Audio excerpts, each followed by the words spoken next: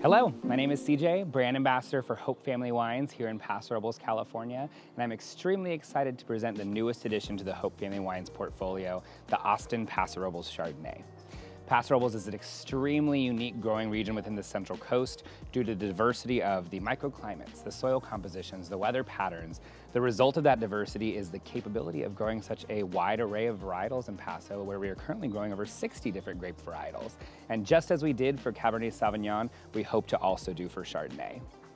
Okay, so using the expertise of both Austin and our Director of Vineyards, Stacy C., we were able to utilize their intimate knowledge of the Paso Robles landscape and have been able to find Chardonnay within these hidden gem vineyards that meet the specifications to produce world-class quality Chardonnay.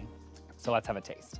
This Chardonnay has such a great influence from the warm climate of Paso that you get a lot of these beautiful, kind of rounded out melon characteristics, a lot of tropical fruits, but then because of the location of these specific vineyards that have a little bit of that cool climate influence from the coast, you do get that nice established kind of citrus element as well.